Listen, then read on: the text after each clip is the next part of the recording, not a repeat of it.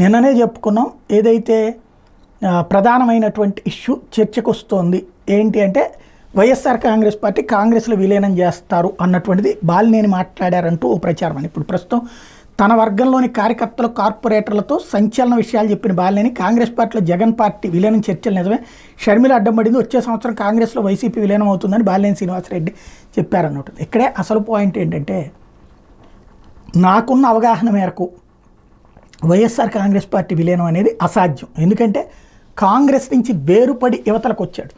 గతంలో ఇట్లా బయటకు వచ్చి సక్సెస్ అయ్యి కాంగ్రెస్ మునిగిపోయినటువంటిది మహారాష్ట్ర, తర్వాత పశ్చిమ బెంగాల్, తమిళనాడు.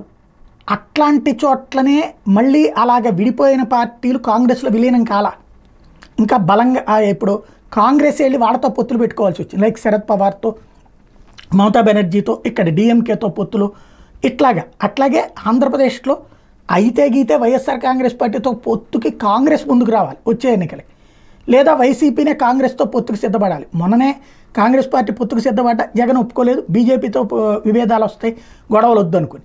అట్లాంటిది తను వెళ్ళి విలీనం చేసేటటువంటి పిచ్చి పని చేస్తాడా? ఏం ఉరుగుతుందని కాంగ్రెస్ పార్టీలో విలీనం చేస్తే? యాజ్ ఫర్ ఒక లెక్క అనుకుందాం, నిజంగా కాంగ్రెస్ పార్టీలో విలీనం చేస్తే అప్పుడు మోడీకి శత్రువు అవడా? ఇప్పుడు మోడీకి ఏమీ శత్రువు కాదు, మిత్రుడు కాదు. మోడీకి ఒక రాజకీయ పార్టీ నాయకుడిగా మాత్రమే జగన్మోహన్ రెడ్డి అని అభిమానిస్తాడు అతను, అంతవరకే. అలాగని ద్వేషించడు. ఇప్పుడు ప్రత్యర్థి గ్రూప్లో చేరితే ఆటోమేటిక్గా ఒక కేజ్రీవాల్ని చూసినట్టు, ఒక మమతా బెనర్జీని చూసినట్టు చూడాల్సి వస్తుంది. ఇప్పటిదాకా నవీన్ పట్నాయక్ కానీ, ఈయన కానీ, కేసీఆర్ని కానీ తను శత్రువుగా చూడడు మోడీ.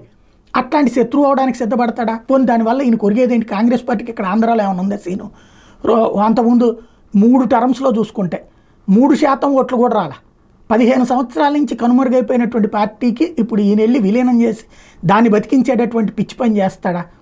కాకపోతే ఈ ప్రచారం మాత్రం ఇది బాలినేని అన్నాడో లేదో ఆయన ఖండించలేదు కాబట్టి ఈ తెలుగుదేశం గ్రూప్సే మెయింటైన్ చేస్తున్నాయి.